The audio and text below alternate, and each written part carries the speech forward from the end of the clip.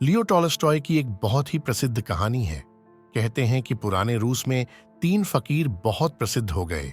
वे इतने प्रसिद्ध हो गए कि वहां का जो सबसे बड़ा पादरी था उसे उन तीनों फकीरों से बड़ी ईर्ष्या होने लगी, क्योंकि धीरे धीरे लोगों ने चर्च में आना ही बंद कर दिया था। चर्च से लोगों की भीड़ बिल्कुल गायब सी हो गई थी। अब सभी लोगों ने उन तीनों फकीरों के पास जाना शुरू कर दिया था। वहां का प्रधान पादरी सोचता, यह तीनों कौन है जो मेरे रहते संत बन गए, क्योंकि इस आयत में एक प्रथा है कि जब तक चर्च किसी इंसान को मान्यता ना दे दे तब तक वो संत नहीं सकता। पादरी बड़ा परेशान रहने लगा, क्योंकि लोगों में चर्च की लोकप्रियता दिनों दिन कम होती जा रही थी। लेकिन एक दिन तो हद ही हो गई। पादरी पूरे दिन चर्च में बैठा रहा, लेकिन एक भी व्यक्ति चर्च नहीं आया। पादरी के क्रोध का ठिकाना ना रहा। उस दिन निश्चय किया कि आज तो उन तीनों फकीरों की खैर नहीं, आज तो मैं उन तीनों को सबक सिखाकर ही रहूंगा। वह अपनी पूरी पादरी वेशभूषा में तैयार हुआ। उसने सोने का ताज पहना, हाथ में प्रधान पादरी का प्रतीक वाला सोने का डंडा लिया और चल पड़ा। उन तीनों से मिलने वे तीनों एक बड़ी सी झील के उस पार रहा करते थे। पादरी एक नाव में बैठकर झील के उस पार पहुंचा। थोड़ा आगे चलने पर उसे एक बड़े से पेड़ के नीचे तीन सीधे साधे से इंसान बैठे हुए दिखाई दिए। वे तीनों पर चुपचाप उस पेड़ के नीचे बैठे हुए थे।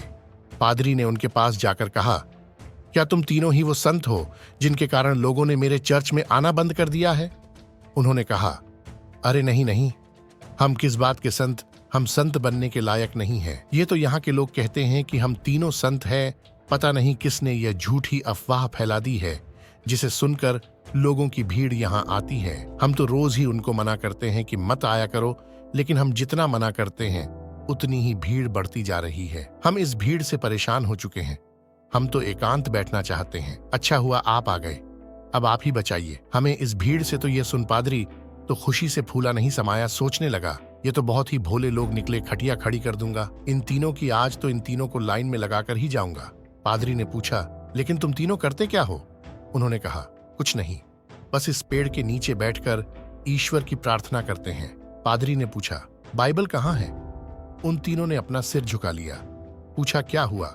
उन्होंने कहा, अब क्या बताएं आपसे, हम तीनों ही अनपढ़ हैं, हमें पढ़ना नहीं आता, बाइबल रखकर भी क्या करेंगे? ये सुनकर तो वह पादरी और भी खुश हुआ। सोचने लगा, अनपढ़ हैं, फिर भी इतने सारे लोगों को बेवकूफ बना रखा है। इनकी तुम्हें तो मैं मटिया मेट कर डालूंगा, पूरे शहर के सामने इनकी बेइज्जती करूंगा। पादरी ने पूछा, फिर तुम लोग प्रार्थना कैसे करते हो? चर्च की प्रार्थना तो तुम्हें याद होगी ना? यह सुन उन तीनों ने फिर अपना सिर झुका लिया। पादरी ने पूछा, अब क्या हुआ, तुम लोगों ने फिर से अपना सिर नीचे क्यों झुका लिया?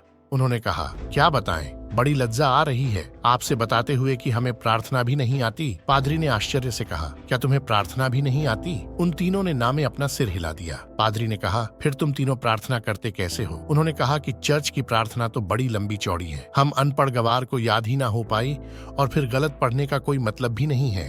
इसलिए बहुत सोचने के बाद, बहुत गणित में आने के बाद हमने अपनी खुद की एक प्रार्थना बना ली। यह सुन पादरी जोर से चिल्लाया, क्या तुमने अपनी खुद की प्रार्थना बना ली? प्रार्थना तो सर्वमान्य होती है, शास्त्रों में लिखी होती है, हजारों हजारों साल पुरानी होती है। जीसस को तो प्रार्थना खुद परमात्मा ने सिखाई थी, लेकिन तुम लोगों ने अपनी खुद की प्रार्थना बना ली। उन्होंने कहा, हमसे बहुत बड़ी गलती हो गई, हमें माफ करें, हम अनपढ़ गवार इंसान, हमें कुछ नहीं पता। अब आप हमें जो प्रार्थना सिखाएंगे हम वही प्रार्थना करेंगे। हम आपके पैर पड़ते हैं, हमसे बहुत बड़ी गलती हो गई, हमें क्षमा करें और आप हमें अपनी वाली प्रार्थना सिखाएं। लेकिन पादरी के मन में भी जिज्ञासा जागी, देखूं तो इन्होंने कौन सी प्रार्थना बनाई है। पादरी ने कहा, पहले तुम लोग मुझे अपनी प्रार्थना सुनाओ। उन्होंने कहा, नहीं महाराज, हमारी प्रार्थना का कोई मतलब नहीं, आप हमें शर्मिंदा ना करें, आप हमें अपनी वाली प्रार्थना सिखाएं। लेकिन पादरी नहीं माना। इसलिए पादरी के बार बार कहने पर आखिर में वह अपनी प्रार्थना सुनाने के लिए राजी हो गए। उन्होंने कहा, हमने बहुत सोच विचार किया, लेकिन हमें कोई प्रार्थना ना सूझी। फिर हमें याद आया कि इस आयत में तो भगवान के तीन रूपों को माना गया है, इसलिए हमने इसी पर अपनी प्रार्थना बना दी। अगर आप हमारी प्रार्थना सुनेंगे तो हम पर हंसेंगे। इसके बाद में तीनों चुप हो गए। पादरी ने कहा, अरे बताओ, नहीं हंसूंगा मैं। उन्होंने कहा, भगवान के तीन रूप है, इसलिए हमने प्रार्थना बना दी कि हम भी तीन, तुम भी तीन हम पर कृपा करो। ये सुन तो वह गंभीर पादरी भी हंस पड़ा, बोला, जिंदगी में बहुत प्रार्थना सुनी, पर ऐसी प्रार्थना कभी ना सुनी। वह मन ही मन सोचने लगा, बड़े बेवकूफ लोग हैं, आज तो इनकी अकल ठिकाने लगाकर ही जाऊंगा। इन तीनों को मेरे पास चर्च में आना ही पड़ेगा। उन तीनों ने कहा, आप हमारी छोड़िए, अपनी प्रार्थना सिखाए, हम आज से वही करेंगे। पादरी ने उन्हें चर्च की प्रार्थना सिखानी शुरू की। उन्होंने कहा, एक बार और। पादरी ने फिर सुनाई। उन्होंने कहा, एक बार और। पादरी ने तीसरी बार सुनाई। उन्होंने कहा, एक बार और, कहीं भूल ना जाए। पादरी ने फिर सुनाई।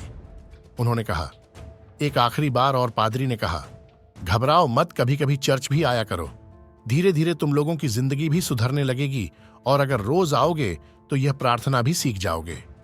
उन्होंने कहा, जी जैसी आपकी आज्ञा। पादरी बड़ा खुश हुआ।